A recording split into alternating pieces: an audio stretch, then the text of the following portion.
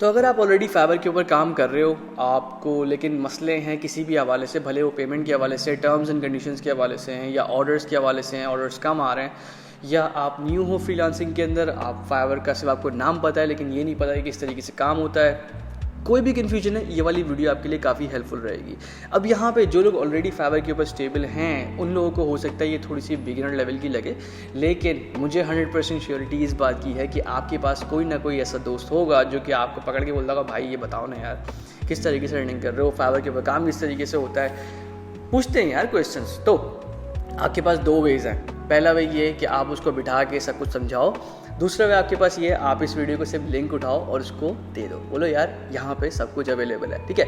तो इस वीडियो के अंदर हम लोग यही करेंगे कि हम लोग पढ़ेंगे फाइवर एक्चुअल में किस तरीके से काम करता है हर फेज़ के अंदर, भले वो गिग बनाने की से लेके उसके बाद कम्युनिकेशन, फिर ऑर्डर को डिलीवर करना, पैसे पेमेंट लेना, पेमेंट अपने अकाउंट में लेकर आना, सारे फेजेस से गुजरने के बाद टर्म्स एंड कंडीशंस की हद तक हम लोग देखेंगे कि किस तरीके से फाइवर काम करता है, ठीक है। शुरू करते हैं। तो फाइवर एक ऐसी मार्केट है, भले किसी बंदे को किसी दूसरे प्लेटफॉर्म का पता हो ना हो, लेकिन जब भी वो फ्रीलांसिंग के बारे में सुनेगा या पहली बार सर्च करेगा तो उसको फाइवर का आइडिया हो जाएगा कि पाकिस्तान, इंडिया, यहाँ पे फाइवर ज़्यादा मशहूर है, ठीक है। ये मेरे एक्सपीरियंस के हिसाब से, और फाइवर एक काफ़ी बड़ी मार्केट है, डिपेंडिंग ऑन नीश काफ़ी सारे फ्रीलांसर्स वहाँ पे अवेलेबल हैं, लेकिन काफ़ी सारे लोगों को ये वाली कन्फ्यूजन होती है कि इसके ऊपर एक्चुअल में किस तरीके से काम होता है। इसी वीडियो में हम लोग वही कर रहे हैं। तो पहला स्टेप, सबसे पहले काम आप क्या करोगे, आप करोगे साइनअप। अब साइनअप के टाइम पे ना आपके पास दो ऑप्शंस हैं, या तो आप साइनअप एज अ बायर कर सकते हो या साइनअप एज अ सेलर कर सकते हो। जाहिर सी बात है कोई भी बंदा अगर काम ढूंढने के लिए फाइवर के ऊपर आ रहा है तो आप सेलर अकाउंट साइनअप करोगे, ठीक है। तो आप कंटिन्यू करोगे साइनअप एज अ सेलर, और साइनअप से पहले भी ना आपके पास डिफरेंट ऑप्शंस आते हैं जहाँ पे आप कंटिन्यू विद जीमेल कर सकते हो, कंटिन्यू विद फेसबुक कर सकते हो, या सिंपल ईमेल के ऊपर आप साइनअप कर सकते हो। 2 स्टेप सिर्फ एक प्रोसेस है, आप सिर्फ अपनी आईडी डालोगे ईमेल की और पासवर्ड डालोगे और आप फाइवर के ऊपर साइन अप हो जाओगे। अब छोटा सा एक ओवरव्यू समझो कि फाइवर एक्चुअल में किस तरीके से काम करता है। यहाँ पे आप सब लोग, मैं उम्मीद करूँगा मतलब कोई ऐसा होगा नहीं जिसने कभी बाजार ना देखा हो। अगर ऐसा है तो मेरे भाई ज़रा अपनी लोकल मार्केट जाके देख कर आओ, आपको बाज़ार मिलेंगे जहाँ पे लोगों के पास दुकानें होती हैं, या अगर मैं संडे बाज़ार की बात करूँ तो वहाँ पे लोगों के स्टॉल्स लगे हुए होते हैं। तो जिस तरीके से संडे बाज़ार के अंदर लोगों के स्टॉल्स लगे हुए होते हैं और स्टॉल्स के ऊपर लोगों ने अपने कुछ प्रोडक्ट्स रखे हुए होते हैं, फाइवर इसी तरीके से काम करता है कि वो एक ऐसी मार्केट प्लेस है जहाँ पे लोगों को अपने अकाउंट्स दिए जाते हैं और अकाउंट्स के ऊपर गिग्स रखी हुई होती हैं।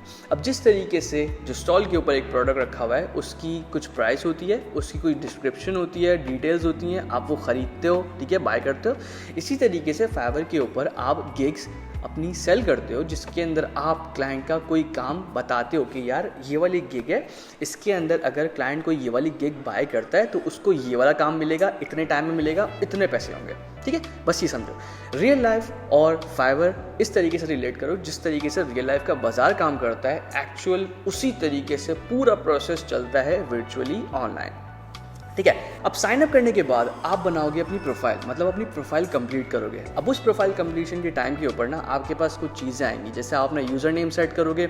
आप पर्सनल सेलर हो तो मैं ये रिकमेंड करूँगा कि यार आप अपने नाम के हिसाब से रख लो, या फिर अगर आप चाहो तो अपनी नीश के हिसाब से भी रख सकती हो। तो अगर आप वर्डप्रेस डेवलपर हो, ठीक है, तो आप वर्डप्रेस से रिलेटेड कुछ चीज़ रख सकते हो जो कि फाइवर को ये बताने में आसानी करेगा कि यार आप वर्डप्रेस डेवलपर हो, ठीक है। आप अपना नाम भी रख सकते हो। उसके बाद आती है आपकी पिक्चर जो है मैं ये रिकमेंड करता हूँ कि आप प्रोफेशनल रखोगे, ठीक है। और देखो, लोग या तो बिल्कुल ही टॉप पे पहुंच जाते हैं या फिर बिल्कुल नीचे आते हैं। सेल्फीज आप नहीं डालोगे, आप अपनी पासपोर्ट साइज़ जो हम लोग बहुत ज़्यादा जो फॉर्मल हो जाते हैं वो भी नहीं डालोगे, ठीक है।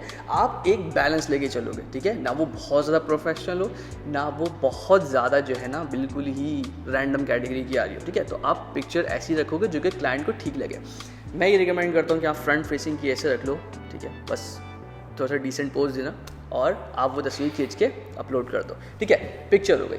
उसके बाद आती है आपकी डिस्क्रिप्शन के अंदर चूँकि आप अपनी प्रोफाइल सेट कर रहे हो तो वहाँ पे आप अपना बैकग्राउंड मेंशन करोगे कि आपकी क्वालिफिकेशंस क्या हैं, आपकी स्किल्स क्या हैं और आपने किन किन चीज़ों के ऊपर काम करा हुआ है, किन चीज़ों पे आप काम कर सकते हो। शॉर्ट डिस्क्रिप्शन लिखोगे, सेट हो जाएगा। ठीक है, यूजर नेम हो गया, पिक्चर हो गया, डिस्क्रिप्शन हो गया। उसके बाद है आपकी स्किल्स। आप अपनी स्किल्स के अंदर टैग्स मेंशन करते हो, जिससे फाइवर को पता चलता है कि आप एज अ वर्डप्रेस डेवलपर अपना काम कर रहे हो। ठीक है, अपनी स्किल सेट करोगे, उसके अंदर वर्डप्रेस की स्किल सेट करोगे, उसके अंदर जितनी भी वर्डप्रेस से रिलेटेड जितनी भी स्किल्स आती हैं आप वहाँ पे सर्च करके सेलेक्ट कर लोगे। ठीक है, आपकी प्रोफाइल हो गई कंप्लीट। कंप्लीशन के बाद आपके पास बनानी पड़ेंगी आपको गिग्स। अब जो मैंने मिसाल दी थी वहाँ पे स्टॉल वाली, कि एक स्टॉल के ऊपर जिस तरीके से एक बंदा अपने कुछ प्रोडक्ट्स रखता है, इसी तरीके से आप अपनी प्रोफाइल के ऊपर गिग्स रखते हो। ठीक है, तो हर गिग एक ऐसा प्रोडक्ट होता है जिसके अंदर आप क्लाइंट को बताते हो कि अगर क्लाइंट आपकी कोई गिग बाय करता है तो उसको ये वाली सर्विस मिलेगी, इतने टाइम में मिलेगी, इतने पैसों में मिलेगी।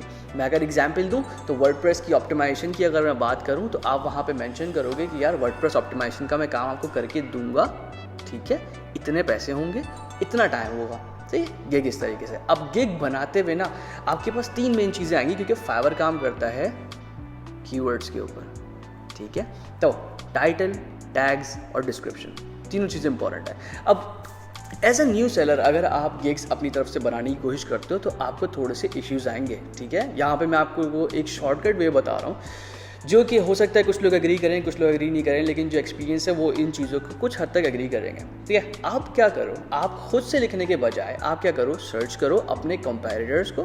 ठीक है, आप अपनी फील्ड सर्च करो कि अगर आप वर्डप्रेस डेवलपर हो, ग्राफिक डिज़ाइनर हो, कुछ भी हो, आप जो है अपनी फील्ड सर्च करो और उसके हिसाब से जो टॉप के ऊपर जितने भी गिग्स आ रही हैं उनको एक नोटपैड फाइल के अंदर कॉपी कर लो।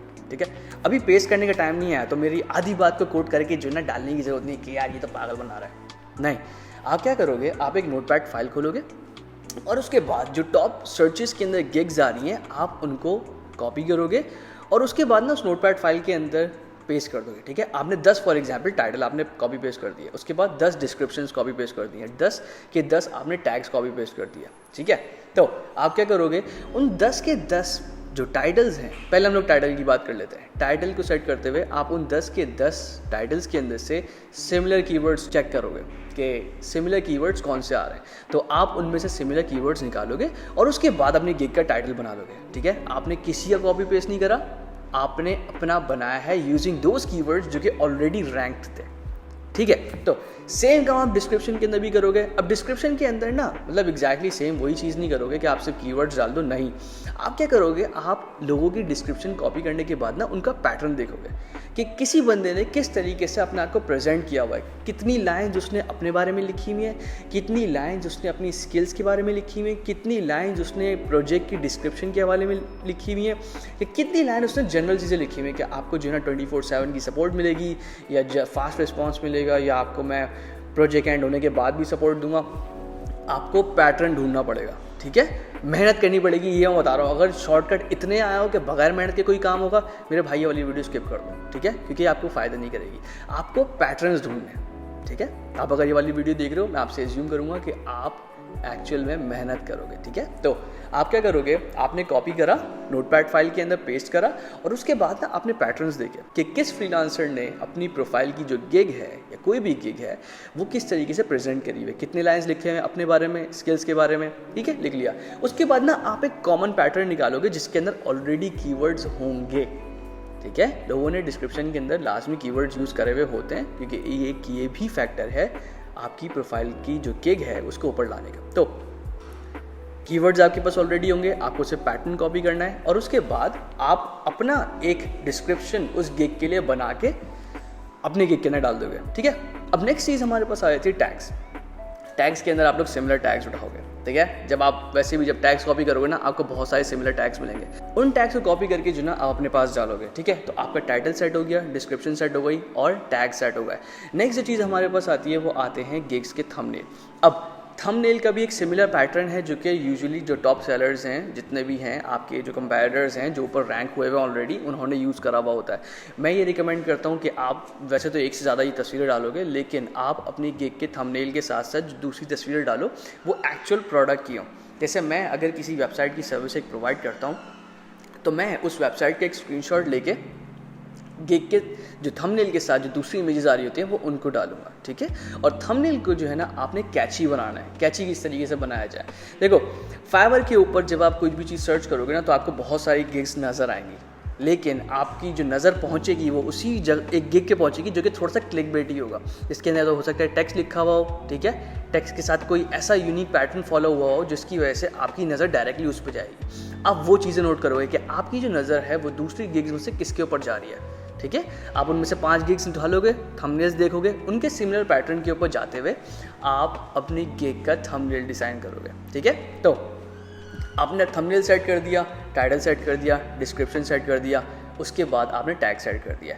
नेक्स्ट चीज़ हमारे पास आए थे पैकेजेस को जो है ना फ़िलहाल के लिए अभी थोड़ा सा दबा के रखते हैं, पैसों की बात करते हैं कि यार आपको कितने में सर्विस सेल करनी चाहिए। आप लोग क्या करोगे, आप अपने कंपैरेटर्स की गिग सर्च करोगे, उन्होंने जितने रेट्स दिए हुए होंगे ना आपको उससे नीचे जाने की ज़रूरत नहीं है भाई, पहले मैं बाद में बता दूँ, क्योंकि आपकी गिग फाइवर को कितने पैसे दे रही है ये भी मैटर करता है रैंकिंग के अंदर। हो सकता है कुछ लोग एग्री करें, हो सकता है कुछ लोग एग्री नहीं करें। जिन्हें एग्री नहीं कर रहे हैं वो मुझे ज़रा पर्सनल मैसेज करना, मैं आपको दिखा दूंगा इसका एक्चुअल रिजल्ट, ठीक है। तो आप क्या करोगे, आप बहुत ज़्यादा सस्ते में जो है अपनी सर्विस प्रोवाइड नहीं करोगे, ठीक है। दोबारा बोलता हूँ, बहुत सस्ते में आपको अपनी सर्विस प्रोवाइड करने की ज़रूरत नहीं है। आप डिसेंट बजट रख सकते हो, एवरेज बजट रख सकते हो, वो सिर्फ जस्टिफाई तब हो सकता है जब आप अपनी डिस्क्रिप्शन, थंबनेल और जो इमेजेस हैं उनके थ्रू क्लाइंट को ये बता दो कि यार आपका काम क्वालिटी का है, ठीक है। मैंने खुद ने ये वाले काम करे, सही है। तो गिग आपकी सेट हो गई।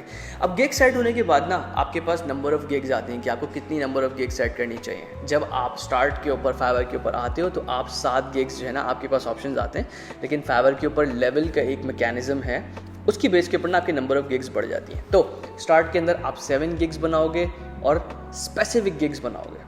ये मैं बता दूँ, स्पेसिफिक गिग्स बनाओगे। मिसाल क्या है इसकी, अगर फॉर एग्जांपल कोई ग्राफिक डिज़ाइन के अंदर ना अपनी प्रोफाइल बना रहा है तो हम लोग यूजुअली क्या करते हैं, I will be your graphic designer या I will design your graphics, ऐसे काम नहीं करो, ठीक है। आप जाओ स्पेसिफिक नीश के ऊपर, आपकी जो स्पेशलिटी है आप उसके ऊपर जाओ, बजाय आप जनरल ग्राफिक डिज़ाइन सेट करने के आप क्या करो, जो स्पेसिफिक नीश है उसको टारगेट करो। और स्पेसिफिक नीश का क्या मतलब है, ग्राफिक डिज़ाइन के अंदर बहुत सारी फील्ड्स आती हैं अंदर। तो अगर आप ई स्पोर्ट्स का कोई लोगो बनाते हो या गेमिंग के लोगो बनाते हो तो आप गेमिंग के लोगों की गिग बनाओगे, ठीक है। तो यही करते हुए आप अपनी गिग सेट करोगे। इस तरीके से आप स्पेसिफिक गिग्स के टाइटल और टैग्स, डिस्क्रिप्शन, इन सब कुछ रखते हुए अपनी गिग सेट कर लोगे। स्टार्ट के अंदर आप 7 गिग्स बनाओगे। अब आप लोगों ने दुकान तो अपनी बना ली, मतलब आपने अपनी प्रोफाइल बना ली और प्रोफाइल के ऊपर आपने गिग्स जो हैं वो सेट कर ली हैं। अब नेक्स्ट काम को क्या करना है, जिस तरीके से दुकान वाला जो है वो आके इंतज़ार करता है कस्टमर्स का, इसी तरीके से आपको इंतज़ार करना है। अब इंतज़ार के अंदर ना 3 स्टैट्स होते हैं और 3 स्टैट इस तरीके से होते हैं कि आप चेक करते हो कि आपके पास इम्प्रेशंस, क्लिक्स और व्यूज़ किस तरीके के आ रहे हैं, ठीक है। आपके पास ये आएंगे, मेरे पास यहाँ पे ये थोड़ा सा ब्लैकआउट हो गया था, बट आपके पास ना 3 चीज़ें आपको दिखेंगी जो कि फाइवर के ऊपर आपने देखी भी होंगी, इम्प्रेशंस, क्लिक्स और व्यूज़, ठीक है। ये एक रेशियो है, मैं बताता हूँ वो क्या चीज़ है। जिस तरीके से मार्केट के अंदर कस्टमर घूम रहा होता है और इधर उधर देख रहा होता है, फाइवर के ऊपर इसको रिप्रेजेंट करने का एक वे है, ठीक है, और वो है एनालिटिक्स। आपकी गिग के एनालिटिक्स वो आपको मिलेंगे अपनी गिग्स के टैब के ऊपर। आपको फाइवर बताएगा कि आपकी जो गिग है कितने लोगों ने देखी है, कितने लोगों ने क्लिक करी है और कितने लोगों ने उसकी डिस्क्रिप्शन पढ़ी है, ठीक है।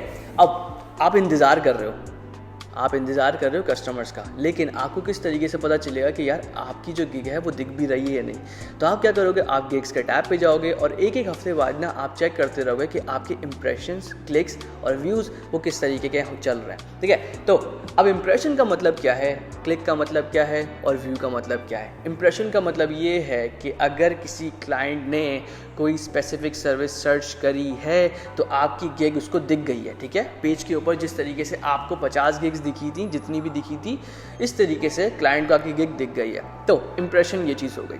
अब इंप्रेशन के बाद जो है ना क्लाइंट ने आपकी गिग को क्लिक कर दिया, उसने सर्च करा था, आपकी दिखी, उसने क्लिक कर दिया, आपका यहाँ पे एक क्लिक बढ़ जाएगा। फिर उसके बाद जो है ना क्लाइंट ने देखा और आपकी गिग की जो है ना डिस्क्रिप्शन पढ़ी, थोड़ा टाइम दिया उसको, इसका मतलब है आपका एक व्यू बढ़ जाएगा। अब इन्हीं बेसिस के ऊपर ना आप ये चेक करोगे कि क्या आपको अपनी गिग के अंदर कोई इंप्रूवमेंट करने की ज़रूरत है या नहीं, ठीक है। तो अगर आपके इंप्रेशंस डाउन है तो आप टाइटल, टैग और डिस्क्रिप्शन के अंदर फर्दर वही वाली चेंजेस करोगे ताकि आपकी गिग थोड़ी सी और ऊपर आए। फिर उसके बाद प्राइसिंग का भी एक फैक्टर है, ठीक है। अब अगर आपके क्लिक्स कम है तो आप अपना थंबनेल इंप्रूव करोगे, अगर आपके व्यूज़ कम है इसका मतलब है आपने डिस्क्रिप्शन प्रॉपर नहीं लिखी हुई, ठीक है। तो इन चीज़ों के ऊपर आप काम करोगे कि अगर आपके इंप्रेशंस लो हैं, आप टाइटल, टैग, डिस्क्रिप्शन तीनों को जो है ना चेंज करोगे, थोड़ा सा मॉडिफाई करोगे। अगर आपके क्लिक्स वो कम है, इंप्रेशन सही है लेकिन क्लिक्स कम हैं, तो आप क्या करोगे, अपना थंबनेल इंप्रूव करोगे। अगर आपके व्यूज़ कम है इसका मतलब है आपने डिस्क्रिप्शन के ऊपर ज़्यादा ध्यान नहीं दिया हुआ, ठीक है। तो ये वाला तो फैक्टर हो गया कि बाज़ार के अंदर क्लाइंट घूम रहा था और उसने आपकी गिग देख के व्यू कर लिया। अब व्यू करने का मतलब ये है कि अगर क्लाइंट ज़्यादा आपकी गिग को टाइम दे रहा है पढ़ने में, इसका मतलब है वो इंटरेस्टेड है, वो आपको मैसेज करेगा। बाज़ार के अंदर भी आप यही करते हो, आप जाते हो किसी स्टॉल के ऊपर, आपको एक चीज़ समझ आती है, आप जो सेलर है आप उससे बात करते हो, दुकान वाला है आप उससे बात करते हो, स्टॉल वाले से पूछते हो। तो जब हम लोग को ये वाला फेज शुरू हो जाता है ना कि जब क्लाइंट का आपके पास मैसेज आ गया, फाइवर के ऊपर दो ऑप्शंस हैं कि या तो जो क्लाइंट है वो आपकी गिग डायरेक्ट ऑर्डर करेगा या फिर वो जो है आपके मैसेज करेगा, ठीक है। आपको मैसेज करके पूछेगा कि यार इसका जो है ना ये चीज़ें, डिपेंडिंग ऑन द नीश, कुछ नीश ऐसी होती हैं कि वहाँ पे डायरेक्ट जो है क्लाइंट ऑर्डर कर देता है, लेकिन कुछ नीश ऐसी होती हैं जहाँ पे क्लाइंट डिस्कशन करता है बेस्ड ऑन दी बजट। मैं अगर कोई सर्विस बाय करने जा रहा हूँ जिसकी कॉस्टिंग सही है, डिसेंट है, बहुत कम नहीं है, तो मैं जो सेलर होगा उससे बात करूँगा। तो क्लाइंट का आपके पास फॉर एग्जांपल मैसेज आ गया, ऑर्डर आ गया, उसको हम लोग देखते हैं अभी बस 5 मिनट के अंदर। लेकिन फॉर एग्जांपल क्लाइंट का आपके पास मैसेज आ गया, तो क्लाइंट के मैसेज आने के बाद आप क्या करोगे, आप उसको क्वेश्चंस में उलझा दोगे, ठीक है। इसका रीज़न क्या है, मैं क्यों बोल रहा हूँ ये वाली बात, आप उसको टेक्निकल क्वेश्चंस के अंदर उलझा दोगे और आप जितने क्वेश्चंस हो सकते हैं आप करोगे ताकि आपका प्रोजेक्ट डिस्प्यूट के अंदर नहीं जाए, ठीक है। बाद में हम लोग अभी पढ़ते हैं ये डिस्प्यूट क्या चीज़ है। तो आप क्या करोगे, आप उसको क्वेश्चंस में उलझाओगे, आप उससे टेक्निकल क्वेश्चंस करोगे और उसी के साथ साथ अपनी सजेशंस दोगे। प्राइसिंग की बात नहीं करोगे, ठीक है, प्राइसिंग की बात नहीं करोगे उस टाइम के ऊपर। आप क्लाइंट को टेक्निकल क्वेश्चंस के अंदर उलझाओगे ताकि आपकी बातों से ही लगेगा क्लाइंट को कि आप वाकई में काम वाले बंदे हो, ठीक है। जब आप उसको फर्दर डिस्कशंस के अंदर लेके जाओगे जहाँ पे आप अपनी सजेशंस भी दे रहे हो, क्वेश्चंस भी कर रहे हो, ये वाली सारी चीज़ें जब आप बता रहे हो क्लाइंट को, तो क्लाइंट ऑटोमेटिकली आपसे पूछेगा कि यार इसको कितना टाइम लगेगा एग्जैक्टली, ठीक है। तो उसके बाद जो है ना आप आओगे एक्चुअल प्राइस के ऊपर। गिग की जो प्राइस है वो अगर आपको लगे कि यार इसमें काम हो सकता है तो आप बोल दोगे कि हाँ यार यही वाली प्राइस ठीक है। लेकिन अगर आपको ऐसा लगे कि यार जो मेरी गिग की प्राइस है और इसका काम है जो है वो ज़्यादा है, तो आप वहाँ पे क्लाइंट को ऊपर पैसे बता सकते हो, ठीक है। क्लाइंट को इसलिए मसला नहीं हुआ क्योंकि आप ऑलरेडी उसको टेक्निकल क्वेश्चंस के अंदर उलझा चुके होगे, ठीक है। अपनी सजेशंस के हिसाब से अपना एक इमेज बना चुके होगे कि जब आप अपनी गिग की प्राइस से बड़ी प्राइस बोलोगे तो भी क्लाइंट को इश्यू नहीं होगा। ये मेरे साथ पर्सनल एक्सपीरियंस हुआ है, ठीक है। मेरी एक गिग के हिसाब से मेरे पास जब क्लाइंट से एक डिस्कशन चल रही थी तो मैंने जो उसको प्राइस बोली थी वो गिग की प्राइस से 5 टाइम्स ज़्यादा थी। तो जब 5 टाइम्स मैंने उसको ज़्यादा बोली तो हुआ ये था कि क्लाइंट मुझसे पूछा था कि यार 5 टाइम्स ज़्यादा क्यों है। मैंने कहा यार देखो, टेक्निकल चीज़ों के ऊपर आपको मैंने सारी चीज़ें एक्सप्लेन कर दी हैं, ये वाली चीज़ें डिटेल्स हैं जो कि टाइम कंज्यूमिंग है। इस चीज़ को इतना टाइम लगेगा, इस चीज़ को इतना टाइम लगेगा, इसलिए मैंने आपको पैसे ये वाले बोले हैं, ठीक है। तो क्लाइंट्स यहाँ पे चीज़ें समझते हैं डिपेंडिंग ऑन कि वो कितना समझदार है, ठीक है। क्लाइंट्स समझते हैं सिर्फ इसके ऊपर कि आप उसको किस तरीके से जस्टिफाई करते हो। तो अगर आप डायरेक्टली पैसों के ऊपर आ जाते हो, बातें जो है ना काम की नहीं करते, वहाँ पे आप पैसे बढ़ाते हो तो क्लाइंट मसला करेगा, ठीक है, क्लाइंट नहीं मानेगा। तो उसके बाद ये करना है, कम्युनिकेशन के दौरान ना आपको प्रोफेशनल रहना है, ठीक है। आप स्पैमिंग नहीं करोगे, आप प्लीज़ का वर्ड यूज़ करोगे, ठीक है। प्लीज़ का वर्ड मैं इसलिए बोल रहा हूँ कि हम लोग नहीं करते। बेसिक एथिक्स है यार, कम्युनिकेशन स्किल्स इस तरीके की रखो अपनी कि सामने वाला अगर आपसे बात कर रहा है तो उसको लगे कि हाँ भाई कोई तमीज़ वाला बंदा है, प्रोफेशनल है। मैंने मतलब मेरे साथ अपना एक्सपीरियंस हुआ, मुझे क्लाइंट ने एक डॉक्यूमेंट भेजा और उसको मैंने बोला, मैंने कहा यार इज इट ओके कि मैं इसके ऊपर थोड़ी सी सर्च करूँ और मैं 24 आवर्स के अंदर जो है ना मैं वापस आ जाता हूँ विद मोर टेक्निकल नॉलेज। उस क्लाइंट का रिस्पॉन्स ये था कि यार तुम फाइवर के ऊपर मुझे पहले बंदे मिलो जिसने मुझसे पूछा है ये वाली चीज़। ज़्यादातर लोगों ने जो है ना उसको डॉक्यूमेंट देख के बोला यार इतना टाइम लगेगा, इतने पैसे लगेंगे। क्लाइंट ये वाली चीज़ फील करता है, ठीक है, फील करता है। जो एक्सपीरियंस बंदे हैं वो वाली चीज़ से एग्री करेंगे। जो बेच रहे हैं अपनी सर्विसेज बहुत ही लो प्राइसेस के अंदर, जो कि मसलों में फंसते हैं, वो हो सकता है इस चीज़ से एग्री ना करें, ठीक है। तो कम्युनिकेशन हो गई। अब नेक्स्ट फेज़ क्या था, मतलब आपने क्लाइंट से बात करी, उसके बाद ना क्लाइंट ने ऑर्डर कर दिया। जो अभी थोड़ी देर पहले मैंने बोला था ना कि ऑर्डर की बात करते हैं, रीज़न ये था कि यार कम्युनिकेशन के बाद ऑर्डर हो या डायरेक्ट ऑर्डर हो, अब ये वाले फेज़ में आते हैं कि ऑर्डर मतलब करेंगे क्या। क्लाइंट ने ऑर्डर कर दिया, अपनी रिक्वायरमेंट सबमिट कर दी, ठीक है। रिक्वायरमेंट सबमिट करने के बाद ना आपके पास स्टार्ट हो जाता है एक टाइमर। उसके बीच में जो है ना आप क्लाइंट से डिस्कशन भी करते हो और अपना काम डिलीवर करके देते हो। मैं ये बोलता हूँ कि आप जितनी डिस्कशन ऑर्डर के पेज के ऊपर करनी है आप वहाँ करो, क्योंकि अगर आपका प्रोजेक्ट किसी मसले में पड़ता है तो फाइवर की कस्टमर सपोर्ट जो है वो आपके क्लाइंट के ऑर्डर के पेज के ऊपर सारे मैसेजेस देखेगी, ठीक है। आपकी जो डिस्कशन होगी वो वहाँ से जो है उसको कस्टमर सपोर्ट को पता चल जाएगा कि यहाँ पे सही कौन है, गलत कौन है। तो एक और चीज़ मैं रिकमेंड करूँगा जो कि गिग बनाते हुए के टाइम के ऊपर है। आप गिग के अंदर FAQs और रिक्वायरमेंट सबमिट करोगे लाजमी, और ये वाली लाइन पहली लिखोगे कि यार आप डिस्कशन कर लो, ज़्यादा बेहतर है, ताकि कन्फ्यूजन ना ऑर्डर के अंदर। मैंने अपना एक ऑर्डर पर्सनली खुद से कैंसिल करवाया था, सिर्फ इस बेस के ऊपर एक क्लाइंट ने मुझे डायरेक्ट ऑर्डर कर दिया था और बाद में मुझे रिक्वायरमेंट सबमिट करा था। मुझे कंफर्म था कि ये वाला काम नहीं हो सकता, इसलिए मैंने ऑर्डर को कैंसिल करवा दिया, ठीक है, करवा दिया।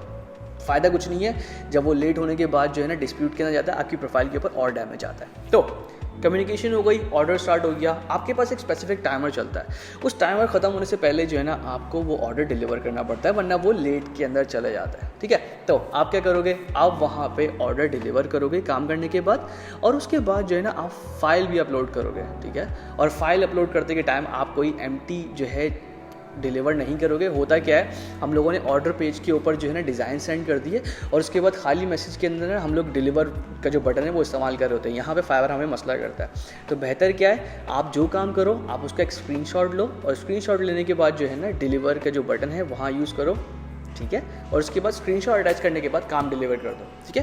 क्लाइंट को अगर समझ आया तो वो ऑर्डर कंप्लीट मार्क करेगा, अगर नहीं समझ आया तो वो रिवीजन जो है ना वो उसकी रिक्वायरमेंट्स बोलेगा कि यार रिवीजन मुझे करवानी है। इन केस आपको जो है ना रिवीजन आ जाती है कि यार क्लाइंट बोलता है कि यार ये वाली चेंजेस है, ये ज़रा कर दो, मैं उसके बाद जो है ना देख लूँगा। तो रिवीजन अगर आती है तो डिपेंडिंग ऑन के क्लाइंट की रिवीजन किस हिसाब से आप उसको करके दोगे।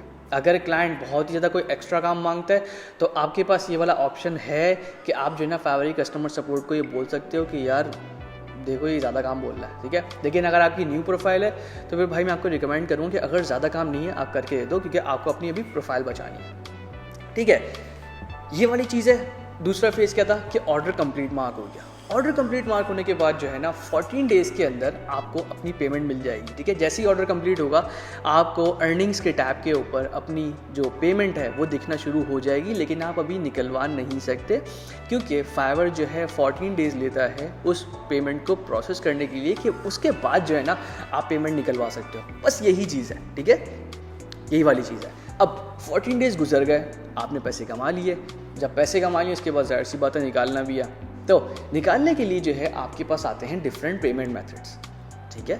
फाइवर के ऊपर आपके पास आते हैं डिफरेंट पेमेंट मेथड्स, जिसके अंदर आपके पास आता है पेपैल, जो कि पाकिस्तान में अवेलेबल नहीं है। उसके बाद दूसरा आता है हमारे पास पेयोनीर, ठीक है। पेयोनीर का कार्ड भी है, पेयोनीर का बैंक ट्रांसफ़र भी है। आपको दो बटन दिखेंगे, बैंक ट्रांसफ़र दिखेगा, पेयोनीर कार्ड दिखेगा। आप क्या करोगे, आप पेयोनीर की वेबसाइट के ऊपर जाके साइन अप करोगे, और साइन अप करने के बाद उनका आप कार्ड भी ऑर्डर कर सकते हो, या फिर आप डायरेक्ट जो है ना उस अकाउंट को फाइवर के ऊपर कनेक्ट कर सकते हो।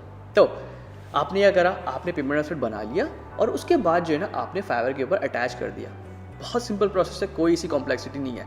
जिन लोगों के पास पेयोनीर अकाउंट नहीं है, मेरे भाई आपको एक बैंक अकाउंट चाहिए होगा, ठीक है। बैंक अकाउंट चाहिए होगा, क्योंकि पेयोनीर के ऊपर साइन अप करने के टाइम के ऊपर पेयोनीर आपसे बैंक की डिटेल्स पूछता है, जिसकी बेस के ऊपर ना वो आपके अकाउंट को एक्टिव करता है। तो अब जिसके पास यहाँ पे जो है ना पेयोनीर अकाउंट नहीं है, मेरे भाई एक सिंपल तरीका है, पाकिस्तान वालों के लिए बता रहा हूँ। इंडिया वालों में अगर कोई ऐसा वे है आप मुझे बताना कमेंट के अंदर, मैं इसको पिन कर दूँगा, ठीक है, ताकि जो इंडिया वाले हैं उनको भी आइडिया हो जाए। जो बांग्लादेशी हैं मेरे भाई अस्सलाम वालेकुम, तो आप लोगों के लिए भी आप लोग भी ये करना कि अगर पेयोनीर का बैंक अकाउंट से हट के कोई वे है, आप जो है नीचे कमेंट्स में मेंशन कर देना, मैं उसको ऊपर रख दूँगा। तो बैक टू द टॉपिक। अगर पेयोनियर के लिए आपके पास बैंक अकाउंट नहीं है तो आपके पास एक ऑप्शन ये है कि आप जैज़ कैश की एप्लीकेशन जो है वो डाउनलोड करो और उससे जो है ना आप पेयोनियर के ऊपर साइन अप करो एप्लीकेशन से ही, ठीक है, कि साइन अप फॉर पेयोनियर। वो आपको पेयोनियर का एक अकाउंट बना के दे देगा और उस अकाउंट को जो है आप फाइवर के ऊपर कनेक्ट कर सकते हो, ठीक है। अब हुआ क्या, आपने जो है पैसे निकलवा लिए, 14 दिन गुजर गए थे, पेमेंट आपके पास अवेलेबल हो गई थी, आपने पेमेंट मेथड अटैच कर दिया और अटैच करने के बाद आपने पेमेंट निकलवा ली, ठीक है। आपके पास अकाउंट में पैसे आ गए, उसके बाद आप अपने बैंक अकाउंट में ट्रांसफ़र करो, खर्च करो, जो भी करना है करो, सेव करो, वो आपकी मर्जी है। अब देखो कुछ चीज़ें हैं जो कि आपको फाइवर के ऊपर ध्यान में रखनी चाहिए। अगर आप ध्यान नहीं दोगे तो आपका अकाउंट जाएगा। तो कुछ टर्म्स एंड कंडीशंस है जो कि आपको फॉलो करनी होती हैं, जिसके अंदर मेन चीज़ अगर मैं आपको बताऊं, आपको स्पैमिंग नहीं करनी, आपको क्लाइंट से रिव्यू नहीं मांगना, स्पेसिफिक रिव्यू। आप क्लाइंट को रिमाइंड करवा सकते हो कि मेरे भाई मुझे एक रिव्यू दे दो, ठीक है, जस्ट गिव मी रिव्यू, लेकिन आप ये नहीं बता सकते कि आपको अच्छा रिव्यू चाहिए, आपको 5 स्टार रिव्यू चाहिए, आप ये नहीं बता सकते, ठीक है। ये टर्म्स एंड कंडीशंस के अगेंस्ट है। तीसरी चीज़ ये, पेमेंट की बात नहीं कर सकते। अगर क्लाइंट आपको बोले कि यार मैं पेमेंट बाहर कर देता हूँ, पेपैल कर देता हूँ, पेयोनियर कर देता हूँ, आप एग्री नहीं करोगे। एग्री तो बहुत दूर की बात है, आप पॉजिटिव रिप्लाई भी नहीं करोगे, ठीक है, नहीं करोगे। उसके बाद आप जो है मतलब एक और चीज़ ये आती है कि आप क्लाइंट से बाहर डीलिंग नहीं करोगे। कि अगर फाइवर के ऊपर आपको कोई आता है मैसेज और वो ये बोलता है कि यार मैं बाहर प्रोजेक्ट कर लेता हूँ, आप नहीं करोगे, उस क्लाइंट को रिपोर्ट कर दो फाइवर की कस्टमर सपोर्ट के ऊपर, ठीक है। तो कोई स्कैम है, स्कैम का मतलब यहाँ पे ये भी है कि आपके पास अगर कोई क्लाइंट आता है वो बोलता है यार मैं बाहर पे कर दूंगा, या मेरा यहाँ पे लोकल एक बंदा है आप उसको पे कर दो, मैं यहाँ पे ऑर्डर करा दूंगा, इन सब से आपको दूर रहना है, ठीक है। ये वाले काम नहीं करने। ये वाले सारे स्टेप्स हैं जिससे आप फाइवर के ऊपर काम कर सकते हो। मतलब इस वीडियो के एंड तक, इस पॉइंट तक ना आपके पास वो सारी नॉलेज है जिससे आप फाइवर के स्टार्ट से लेके एंड तक की आपको सारी डिटेल्स पता है, ठीक है, सारी डिटेल्स पता है। काम करो और उसके बाद मुझे जो है ना नीचे कमेंट्स के अंदर मेंशन कर देना कि अगर आपने कोई प्रोफाइल बनाई है उसका लिंक शेयर कर देना, ताकि मैं भी देख लूँ। अगर मुझे कोई लगेगा कि कोई इंप्रूवमेंट है तो मैं वो सजेस्ट कर दूँगा, ठीक है। मुझे फेसबुक पेज को भी मैसेज कर देना और इसी के साथ साथ जो फेसबुक का ग्रुप है वहाँ पे अपनी कन्फ्यूजन्स या क्वेश्चंस पोस्ट कर दो, ठीक है।